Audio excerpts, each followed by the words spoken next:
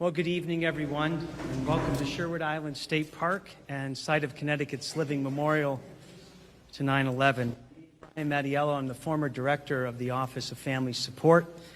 It's once again my honor and privilege to be the MC of tonight's ceremony and to bring warm greetings on behalf of the governor, lieutenant governor, to members of the public, to all the state, local, and federal officials that are present, and most especially to the family members with whom we join as a community this evening.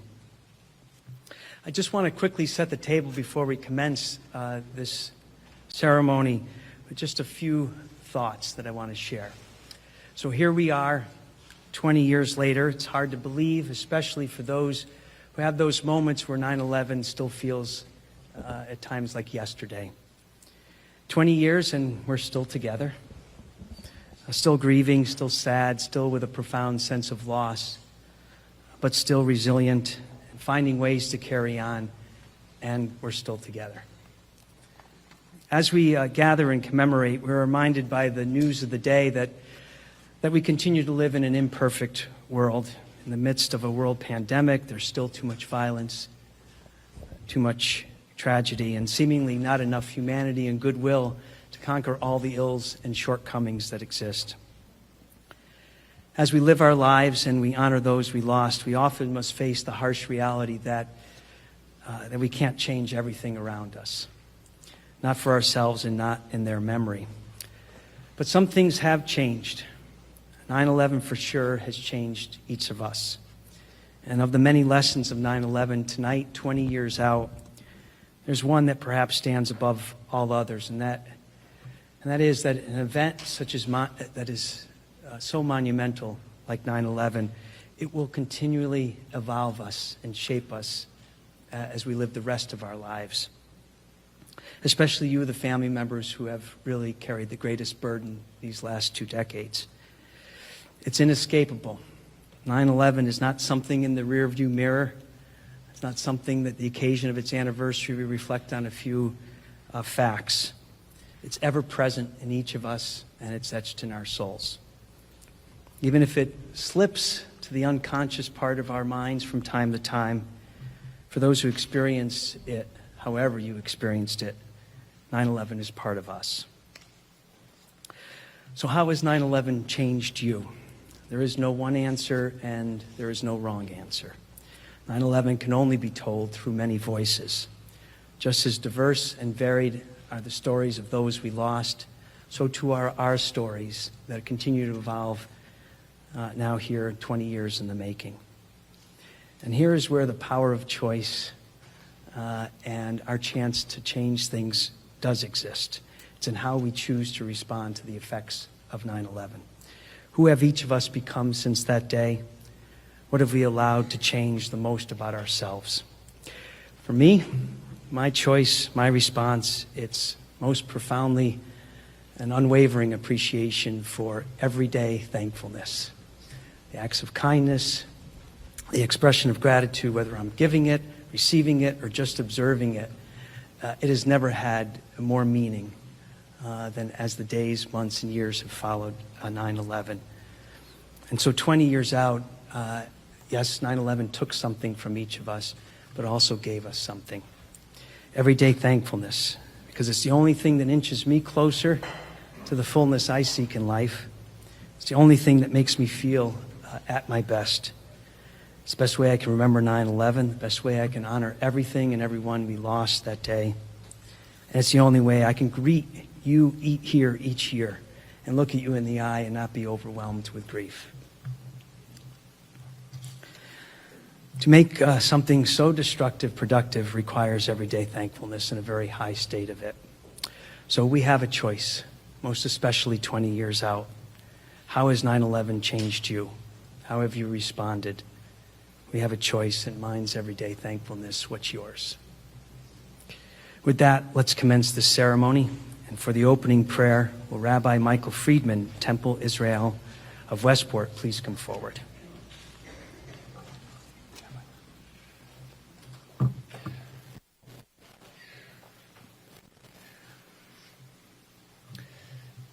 Dear friends, Elie Wiesel, in his masterpiece Night, wrote, "For in the end, it is all about memory, its sources and its magnitude, and of course, its consequences." Today is far from the end, but this 20th anniversary is very significant. Of course, we are here to remember and ask God's help in remembering. And so we say, Eloheinu v'Elohei avotenu v'imotenu, God of all generations, bless this gathering today. And God, grant us the gift of memory, many sweet ones of those we loved and lost, and memory of the tragedy of that day, which continues to motivate us today in so many ways. That tragedy motivates us toward compassion toward our fellow human beings, connection to neighbors and friends, love of country. May those memories be ever with us, with your blessing, O God. Amen.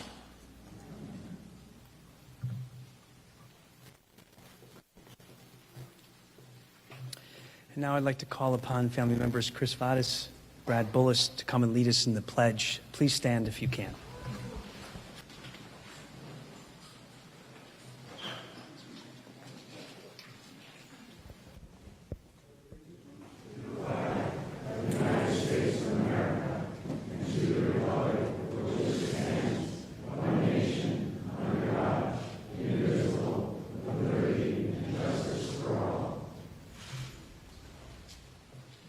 Please be seated.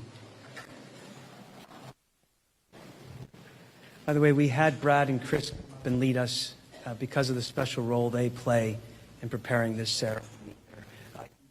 Thank you for your leadership. Appreciate it, both of you. It's now my honor to call upon Connecticut's Governor, Ned Lamont, to offer, actually, the governor and I spoke just beforehand, and I need to break from the script a little bit, and we both decided that the first voice we wanted you to hear, our reflections, was that of our Lieutenant Governor, Susan Bysiewicz. Ladies and gentlemen, Susan Bysiewicz. Thank you. Thank you. Thank you so much, Brian, Brad, Chris, Marie Keogh, Jim Sorensen, Deanna Leah, all the hard workers at our Department of Administrative Services and our DEP in my office who helped put this beautiful ceremony together. And thank you to the Red Cross for providing water today and for all the work they did in the aftermath of the attack 20 years ago. I'm so honored to join all of you for this solemn occasion. We gather with heavy hearts to mourn the 161 victims with ties to our beautiful state who were killed on September 11th. This year marks the 20th anniversary of that terrible day when we lost so much. We're reminded of how vulnerable each of us is and how precious our time with each other truly is. I'll never forget that beautiful, clear, bright sunny day 20 years ago when we lost 3,000 lives. So tragically, so cruelly, mothers, fathers, sons, daughters, brothers, sisters, friends, colleagues. On that day, we saw courageous acts that reminded us of America's resiliency when we came together as one. Our first responders heroically put themselves in harm's way to save others. Their training took over and they ran toward danger, toward collapsing buildings, toward fire. Last week, we were reminded again of the uncommon bravery of our first responders when we lost State Police Sergeant Brian Mole, a 26-year veteran of our state trooper force, of duty responding to flooding resulting from Storm Ida. As we remember and pay tribute to all those we lost, we also say thank you to all of the dedicated individuals who responded as rescue workers, many of whom sacrificed their own lives to save others. This year in May, we marked the first anniversary of the passing of Connecticut State Police Trooper First Class Eugene Kenneth Barron Jr., who passed away following a courageous battle with cancer as a result of his response and service in support of New York City in the aftermath of 9/11. Barron, along with other members of the Traffic Services Unit, Connecticut State Police responded to the World Trade Center immediately following the attacks to search for possible victims and survivors and to serve as a liaison to our Connecticut families. In August, we marked the first anniversary of the passing of Timothy Burns of East Haven. For 37 years, he worked for Metro North and Conrail and was a volunteer first responder at Ground Zero. And each year on this anniversary, I remember a family friend, Bruce Eagleson, who sacrificed his life to save others. Bruce was vice president of the Westfield Group. He and his wife, Gail, who taught my 2 children at Farm Hill School in Middletown, lived in Middlefield. Bruce commuted to work every day to New York City. And while for us the attacks on our nation unfolded in what seemed like slow motion, Bruce ran into the South Tower and saved 10 people's lives before the building collapsed, and he lost his life. One of my friend Bruce's sons, Timothy, fulfilled his childhood dream of becoming a United States Army officer when he became a captain in the Army's 244th Air Defense Artillery Regiment. His decision to join the Army stemmed from the 9/11 attack and showed his conviction to serve his country. I won't forget that day because in 2001, I was serving as Connecticut Secretary of the State. And just like in New York, there were primary elections here in Connecticut. On my way into the office, I learned of the American Airlines Flight 11 crashing into the World Trade Center's North Tower. I arrived at the office in time to see Flight 175 strike the South Tower. Almost immediately, I started receiving calls from election officials. Would we postpone the election? We quickly decided not to. For a while, there was a lull in the voting.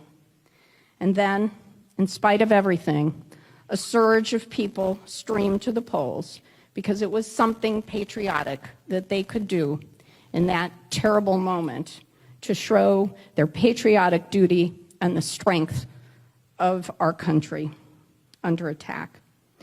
In the aftermath of that horrific attack, our sense of patriotic duty grew stronger as we came together. We united and we supported one another because that's what we do in our state. That is what we do in our country. It's what we've seen in our friends and families and neighbors as we've helped each other through this pandemic. We united because the lives of thousands of families changed in a single moment. Those families were our neighbors, were our friends, our relatives, our co-workers. And at the conclusion of today's ceremony, we will do as we do every year. We will walk to the memorial and remember those we lost. The inscription on the beautiful monument reads, "The citizens of Connecticut dedicate this living memorial to thousands of innocent lives lost in 2001 and to the families who love them."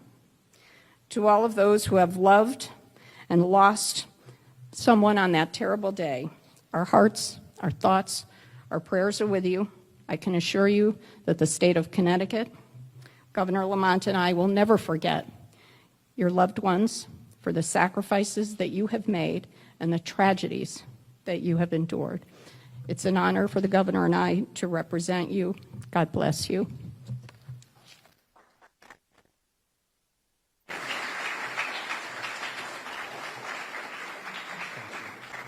Thank you, Lieutenant Governor. And now, of course, Governor Ned Lamont.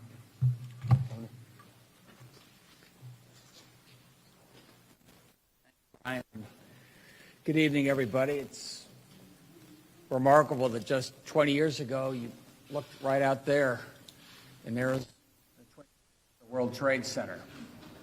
I was just thinking, for 20 years, we've been coming back and remembering that day.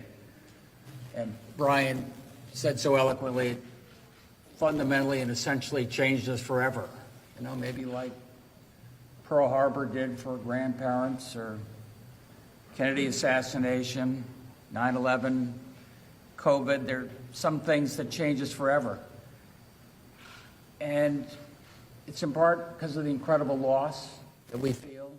Been here many times, listening to families. You all lost loved ones as if they just left the room. You know, many of them happened to be in a building at the wrong time or flying in an airplane. Many of them were first responders running into that building, trying to save lives. And we remember them. I tend to think a little bit about the day after September 11th as well. You know, to me, it was a sense, I remember the silence. Remember, there were no planes, no noise, no nothing. It was so quiet. And I remember the world very briefly just being as one. Just the little acts of kindness as we looked out for each other and felt the pain of those who had lost, reaching out for maybe somebody alone and what we could do. I remember the headline in Le Monde, you know, do some tous les Américains. And we're all Americans that one particular day. And we felt that all over the world. And that's something else I like to remember, is those brief moments that bring us all together as one. And we remember our common humanity and why we look out for each other and why we remember days like this. You know, Susan mentioned it was been a particularly tough day here in Connecticut. We were at the memorial service for Brian Mole, a state trooper who didn't have to be out, you know, keeping an eye on the floods and keeping us safe during Hurricane Ida, and but he decided to go out and do what he could, and got swept away. And it was tough. I mean, Susan was there, and Senator Blumenthal, Senator Murphy, myself, all the state troopers, and just hearing those stories about why he did what he did and who he was.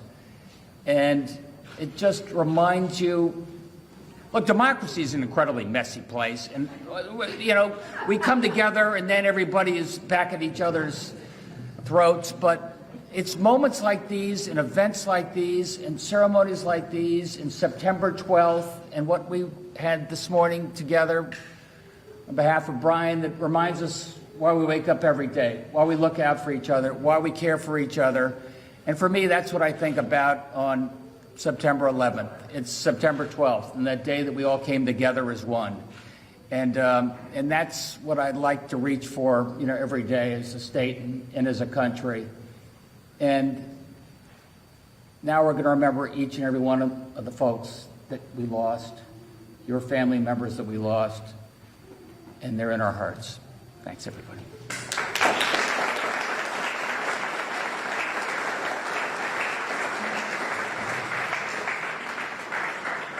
Thank you, Governor. As stated earlier, the 9/11 story can only be told through multiple voices. And we're going to hear from a few family members before our reading of the names, what 20 years out means to them, what 9/11 means to them, what losing someone means to them. And I want everyone to know, and I know you know this, but what they're about to do really takes a lot of courage. So the first voice is that of Elizabeth Bullis Wise, sister of Diane Snyder. Elizabeth.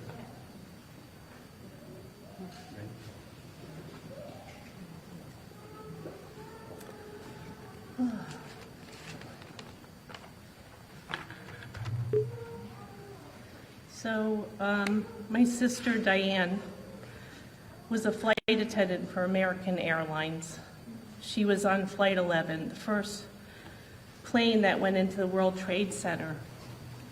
And that day I felt an entire range of feelings. I had spoken with Diane the night before, and I knew she was flying to LA the next morning.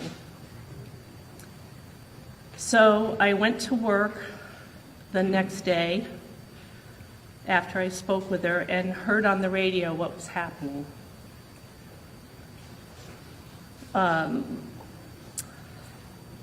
I called her home hoping for some reason that she never went to work. And her 14-year-old son answered the phone. And he said, yes, she went to work. His school had been closed for a couple of days. And I asked if he had heard about the plane, and he said he had. And he was watching the news. And he said, but it couldn't have been her. She wasn't going to New York. And I said, no. And then a family friend came to him after that, so he wasn't alone. And I just had this intense knowing feeling that she was on that plane, and I was stunned, and it was real but not real. And then I heard the rest, a live report on the radio, and I began to feel the horror and magnitude of what was happening. It was not only my sister.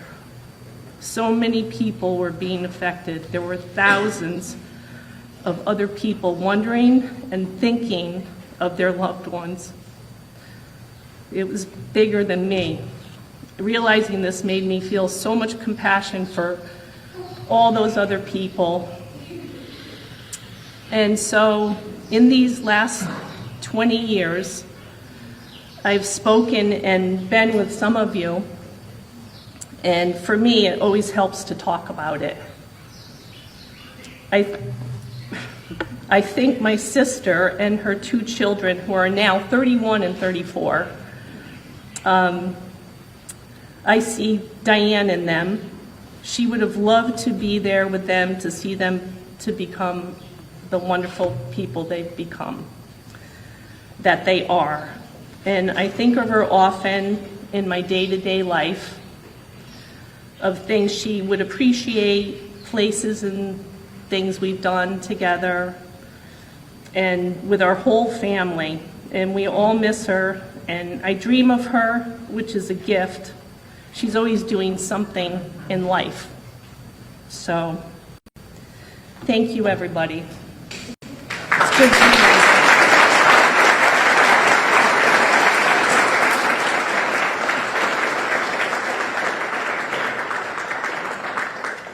And the next voice is that of Margaret Eckert, sister-in-law of Sean Rooney.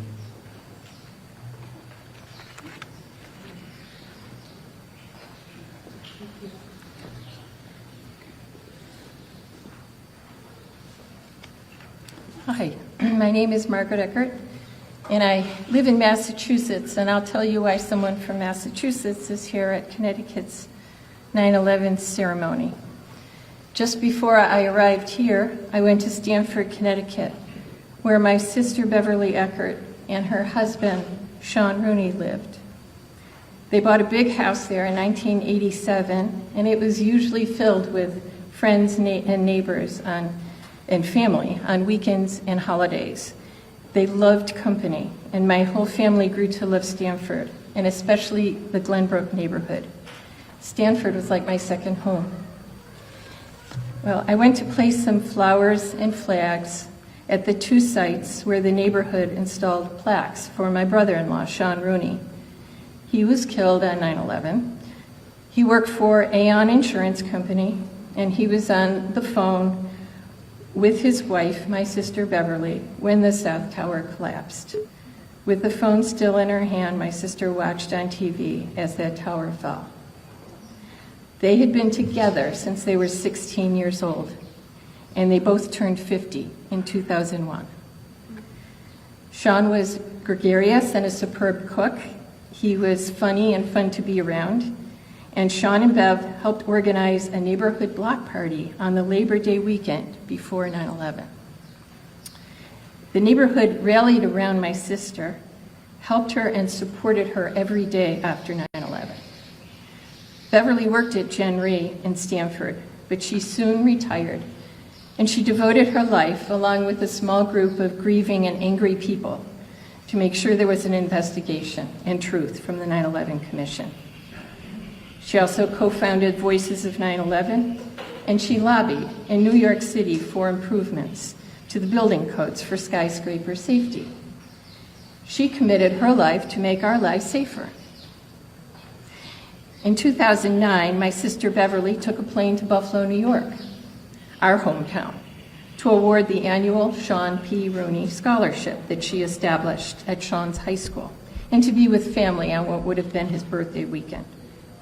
Her plane crashed, killing everyone on board. So for me, 9/11 links Sean's death and Beverly's death. If it hadn't been for 9/11, Sean would not have been killed, and if he hadn't been killed, Beverly wouldn't have been killed. And yes, they were both killed by airplanes. Again, Stamford was wonderful, supporting my family as we all tried to come to grips with Beverly's death. The Glenbrook neighborhood then installed a plaque for Beverly too, next to Sean's, and they named the little place Liberty Park. Like many of you, we revisit the pain of that day on each anniversary, and like many of you, I'm sure you've been asked about your reflections on this 20th anniversary. And a thought came to me as I was in Stamford a little while ago. For all the horror of the day, people pulled together to support each other. My own neighbors in Massachusetts and my adopted neighbors in Stamford reached out with casseroles and kind words. We smiled at strangers. We were eternally grateful to the first responders and our troops who went above and beyond. They saved over 25,000 people that day, and they continue to keep us safe every day. And God bless Brian Mull. At that time, nobody cared about politics because it did not matter. We were all just people caring for each other. The wonderful people of Stamford did it. The remarkable people of Gander, Newfoundland did it when 38 commercial planes were forced to land at their airport on 9/11. People all across America cared for each other as fellow human beings. In my religious tradition, we are all children of God, no exceptions. Faith gives us, wisdom usually comes at a price, and 9/11 was too high a price. But we can pull wisdom from the rubble to not perpetuate the hate that commandeered the 4 planes on 9/11. Faith gives us opportunities to see if we've learned anything, to see if we are any wiser now. How are we treating each other today? How are we treating our troops and first responders today? How will we treat the refugees who will soon arrive in our communities from Afghanistan? They helped our troops. Will we help them? We know we can do it because we did it after 9/11. Kindness is a muscle that needs more exercise, for sure. September 11th has been designated as a day of remembrance and service. I don't care if it's hokey, we can all pull together and do some act of kindness to honor the dead, the survivors, the families, the responders, the troops, our neighbors, and not ask who they voted for, because it doesn't matter. This ceremony is an act of kindness. Thank you to the wonderful state of Connecticut and the people of Stamford. Thank you to the governor and lieutenant governor, Bradley and Brian, and to the Connecticut Department of Energy and Environmental Protection for this beautiful pavilion and the names of our loved ones etched in stone, looking out onto the timeless ocean. Thank you.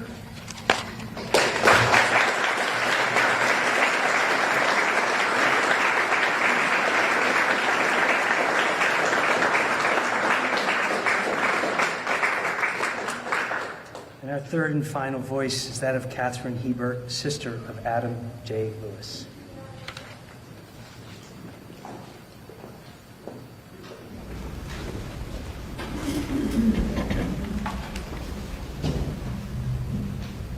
Good afternoon. My name is Catherine Hebert. Adam Lewis was my brother. He was a father, a husband, a son, a grandson, a nephew, a cousin, and a great friend. He worked for Keith Barrett and Woods on the 89th floor of the second tower.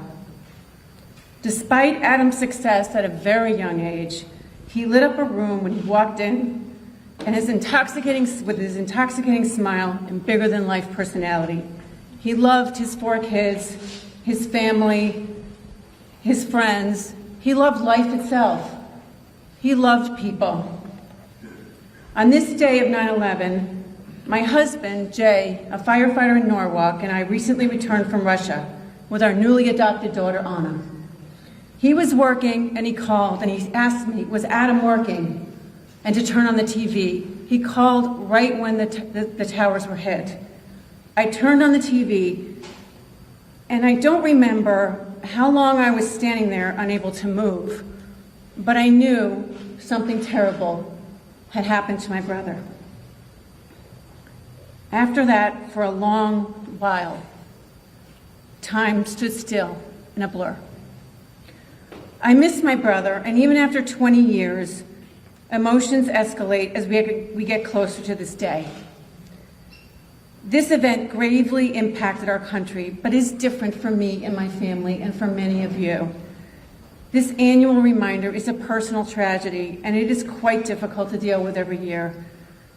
But my brother would want me to say that it is necessary that we always be reminded about what happened on 9/11 and what has been happening since then. This year, 2021, is different than any other year since that memorable, indelible mark on all of us. There are so many emotional layers, so much uncertainty, anxiety, and we still have not learned everything after 20 years. And even as 2020 unfolded in the most unpredictable, bizarre way. I continue to remain always hopeful that we will learn from 9/11 and so many more tragedies that have followed, including everything that has happened to us since the pandemic in 2020. It does sadden me that there is still so much violence, hatred, and negativity in our country and in the world. We all need to step back and do our part. This annual remembrance is not only about never forgetting an awful, despicable, violent attack on our country, our way of life, our being. Now more than ever, this reminder is about humanity, and we are all responsible for humanity, collectively and individually. We must celebrate our differences, love and care for each other, and work together. And I know it takes time. I want to thank you all for your kindness and beautiful, caring words over the years, and thank you for the recognition for the heroes of 9/11, our first responders, whom always, unconditionally, protect us and keep us safe. And for the unsung heroes, like my brother, Adam Lewis. With peace and love.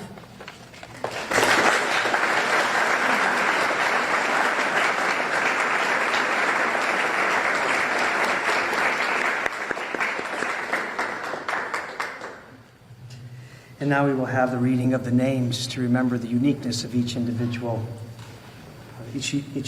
life lost on 9/11. Leading this portion of the service, I call upon Marie Keogh, a real true force of kindness and support in the days, weeks, months, and years that followed 9/11, particularly to family members in the Fairfield County area.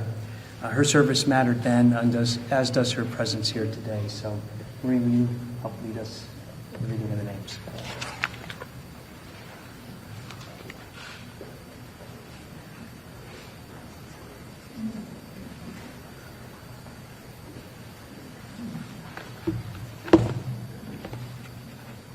Good evening.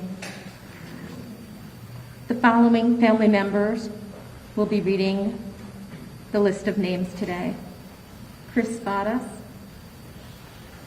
brother of Brad Bottas, Barbara Therkoff, sister of Thomas Therkoff, Mary Henwood, mother of John Henwood, and Donna Hughes, wife of Paul Hughes.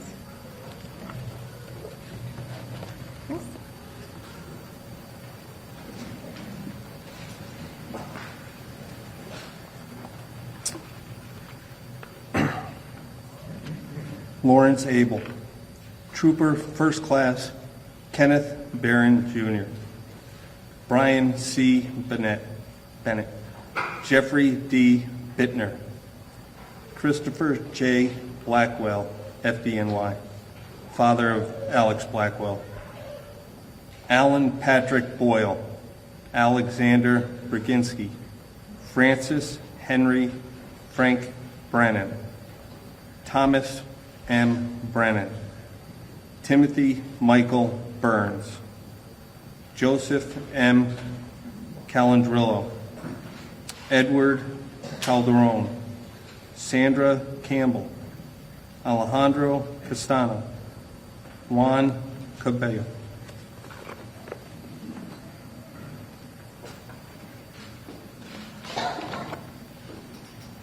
Stephen P. Cherry, Kevin Francis Cleary, Jeffrey W. Cloud, Keith Eugene Coleman, Scott Thomas Coleman, Margaret Connor,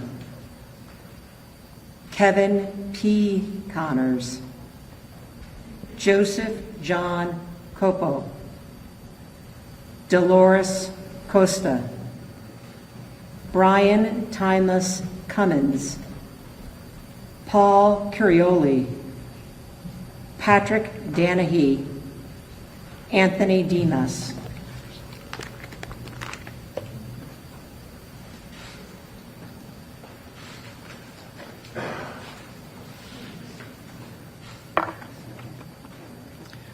Lieutenant Kevin Donnelly, Fire Department of New York, John Bruce Eggleston, Michael Egan, Ulf Ram Erickson,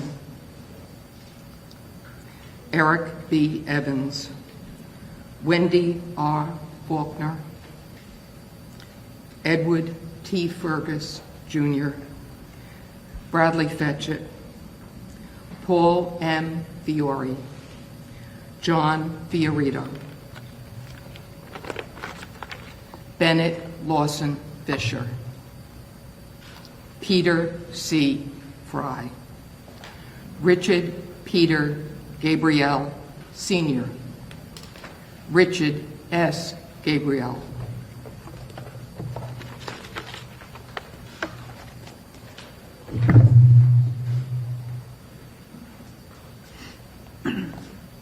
James A. Gadil, Thomas E. Galvin, Oseni Mama Garba, Christopher Samuel Gardner, Peter Allen Gay, Peter Gerard Jelenis, Robert Gerlich, Lawrence Getsfred, Evan Hunter Gillette, Ronald Gilligan, Stephen Lawrence Glick, Wilder A.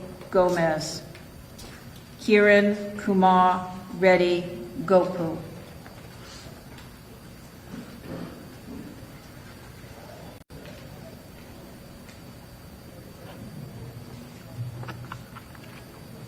Edwin Graff III, Donald F. Green, Trooper Walter Green, Jr., James A. Greenleaf, Jr., Pedro Grehan, James D. Halverson, Sean S. Hanley, Christine Lee Hansen, Peter Burton Hansen, Sue Kim Hansen, Timothy John Hargrave, Michelle Heidenberger, H. Joseph Heller, and my son, John Henwood.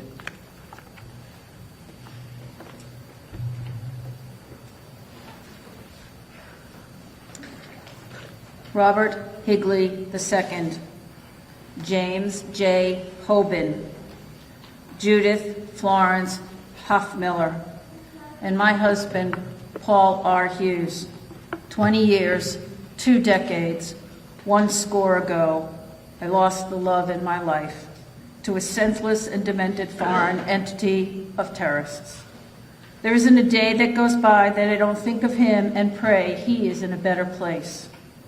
May this 20th anniversary bring some peace, calm, love, and health to the only world we know and live in. I miss you, Paul. Keep shining down on our future daughter, our fantastic daughter, she still lives, and sending ladybugs. William Christopher Hunt, Thomas Edward Hines, John Eskian, Ariel Lewis Jacobs, Michael Grady Jacobs, Mark Stephen Jardim, Robert Thomas Jordan, Richard M. Keene, Peter R. Kellerman.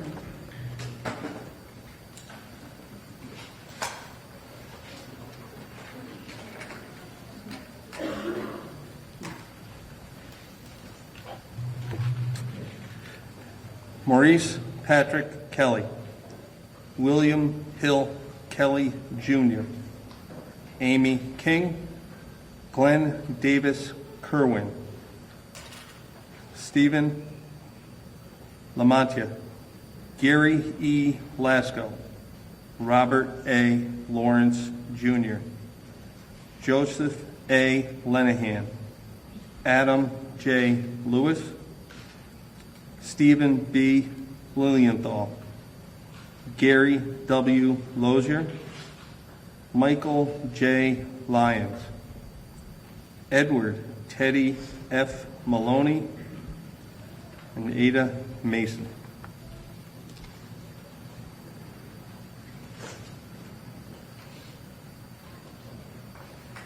Kevin Michael McCarthy, Juliana McCourt, Ruth McCourt, Eamon McKenney, Michael G. McGinty, Francis McGuinn, William J. Meehan Jr., Eskadar Meliku, Raymond Joseph Metz III, Joel Miller, Michael M. Miller, Cheryl Ann Moniak, Lindsay S. Morehouse.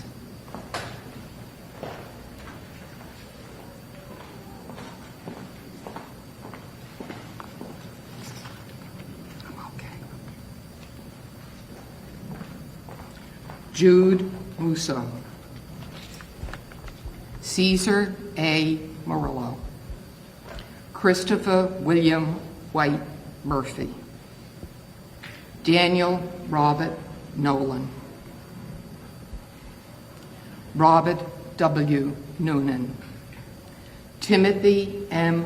O'Brien, Scott J. O'Brien, James Andrew O'Grady, Christopher Orgelowitz, Margaret Quinn Orlowski, Thomas Anthony Palazzo, James Matthew Patrick, Mike A. Pelletier.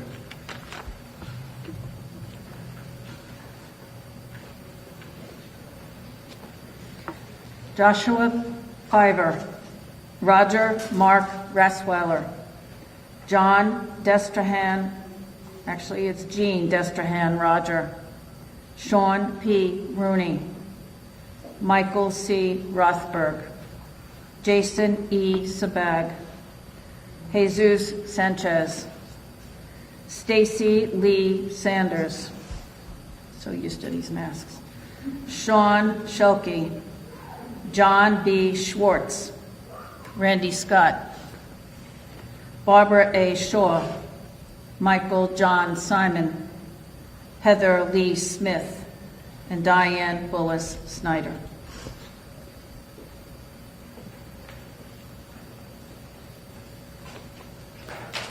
Gregory T. Spagnoletti. George E. Spencer III. Derek J. Starevikis. Greg William Staub. Andrew Sturgolopoulos. Madeline Sweeney. Michael C. Taru. My brother, Thomas F. Thurkoff Jr., and my two friends, also on American Airlines Flight 11, Ted Hennessy and Paul Friedman. Eric Raymond Thorpe. Amy E.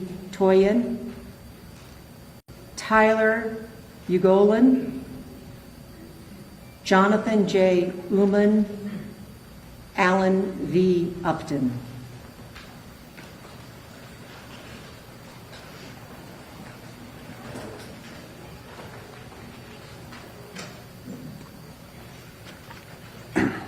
My brother, Bradley H.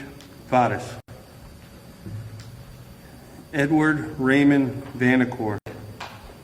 Frederick Variaci.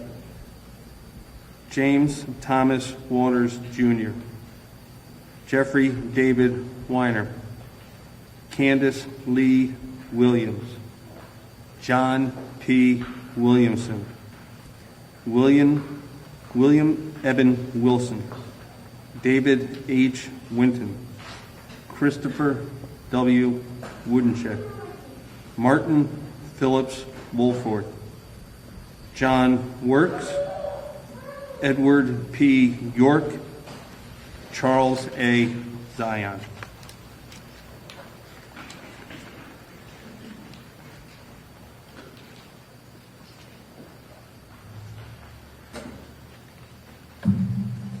And now, stand if you can for a moment of silence for the innocent men, women, and children who lost their lives on 9/11, for the survivors of September 11th, and for the civil servants, firefighters, police officers, and military personnel who gave their lives on September 11th, and in the days, weeks, months, and years that have followed. This moment of silence will be followed by the sounding of taps.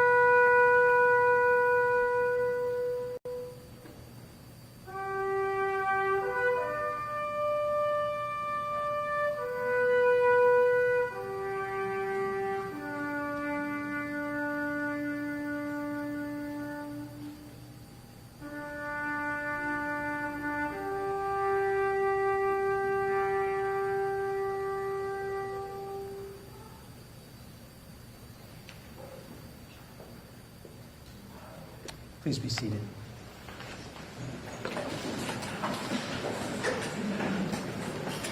To conclude our service, I call upon Pastor Cyrus Bartolome, a Church of the Assumption, Westport, Connecticut. His words will be the final ones spoken for the service. At the conclusion, family members are asked to join the governor and lieutenant governor out at the Living Memorial to place flowers, visit the site, and continue our fellowship. Please remain seated until directed. thank you for being together this evening. Pastor.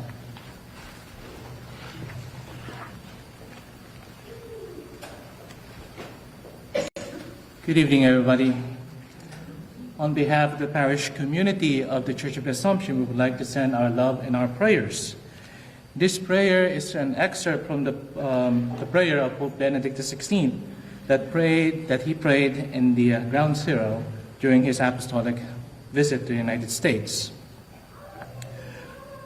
O God of love, compassion, and healing, look on us, people of many different faiths and traditions, who gather today at its site.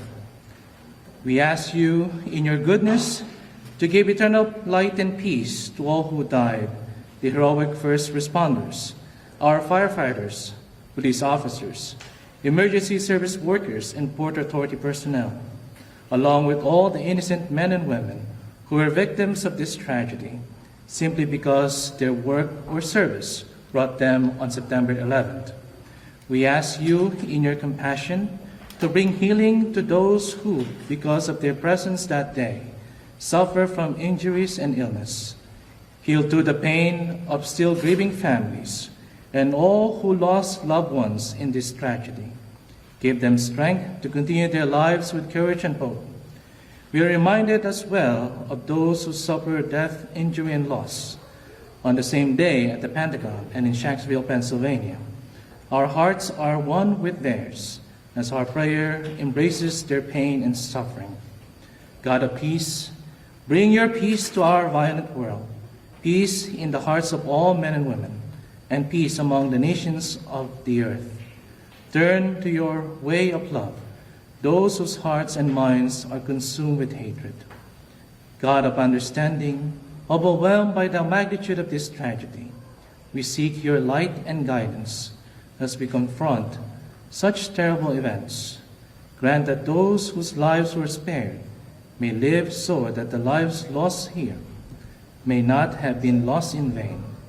Comfort and console them, strengthen us in hope, and give us the wisdom and courage to work tirelessly for a world where true peace and love reign among nations and in the hearts of all.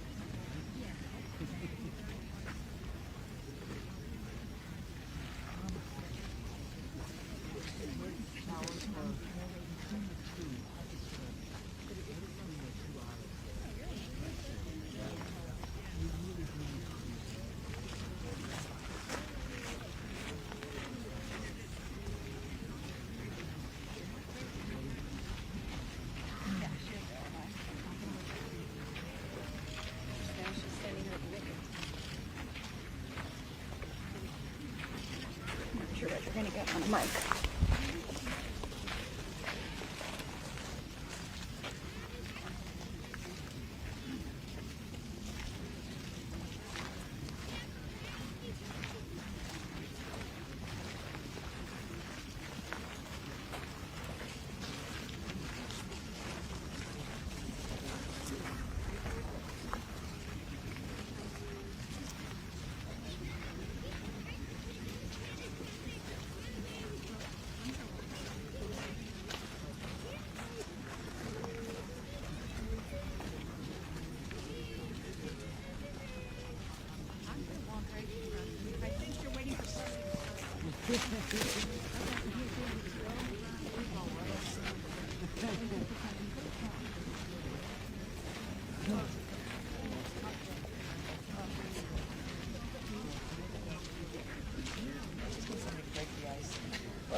Cameras. We made the 7 o'clock news. So.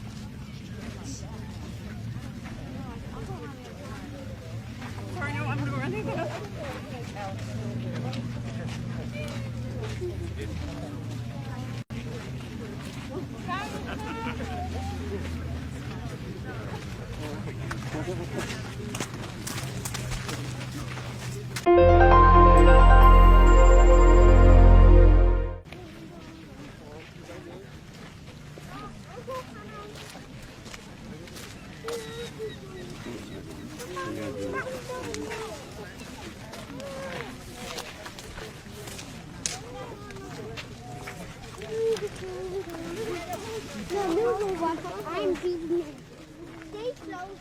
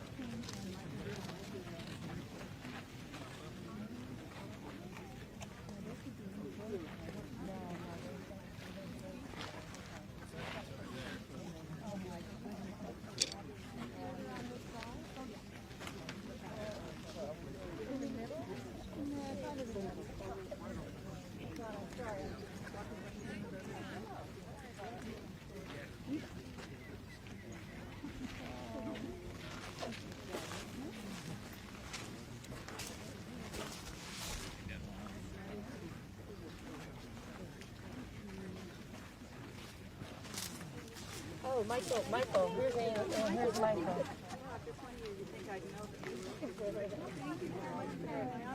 I'll put one for Michael.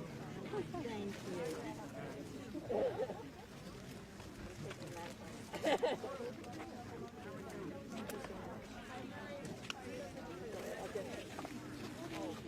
No.